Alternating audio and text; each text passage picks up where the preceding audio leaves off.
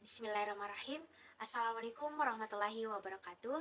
Let me introduce myself. My name is Nurhayati from the Pulmonia Health Science Institute Makassar. Here, I will convey my ideas regarding sustainable development in the quality educational sector in number 4 entitled Quality Education for More Advanced Indonesian Development. Education today is a fundamental right in the value of human life. Education has a very important role in supporting human life because basically humans in carrying out their life cannot be spared from education. The implementation and development of education study must also be adapted to the social condition and situation they exist in society. Because education carries out experiment that will never be finished. As long as there is human life in this world, it is said because education is part of human culture and civilization, which continues to develop. This is in line with human nature, which has creative and innovative potential.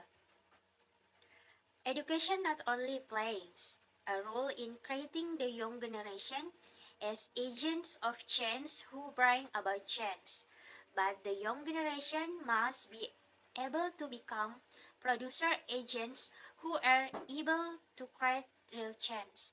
Education must be able to be a patron not only in terms of formal education, but what is meant is education that is able to change the mindset of the nation, children, and innovative education, the encourage creative and innovative power of the nation children.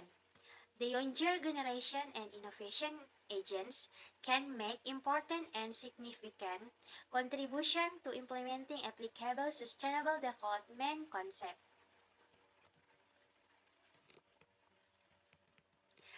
In the international war, the quality of educational in Indonesia in ranked 64 out 120 countries throughout the world based on 2012 the UNESCO Education for All Global Monitoring Report. Meanwhile, based on the Education for All Development Index, Indonesia is at ranked 57 out of 115 countries in 2015. In the last 2015 United Nations Development Program report, Indonesia was in 100 and the position out of 187 countries is the Human Development Index with a figure of 0.684. With this figure, Indonesia is still behind its two neighboring ASEAN countries, namely Malaysia, ranked 62 and Singapore ranked 11. Based on the above, educational goals will also be the focus of the government's effort to encourage the advancement of sustainable development goals and target in the Sustainable Development Goals or SDGs era until 2030 based on the directive of the UN from which we are agree on August 2, 2015. Improving educational from the Indonesian people will include the achievement of other goals and target in the 17 SDGs points, especially to increase Indonesian Human Development Index. So, it is hoped that the role of education will be able to increase Indonesia's competitiveness in supporting the 2030 SDGs.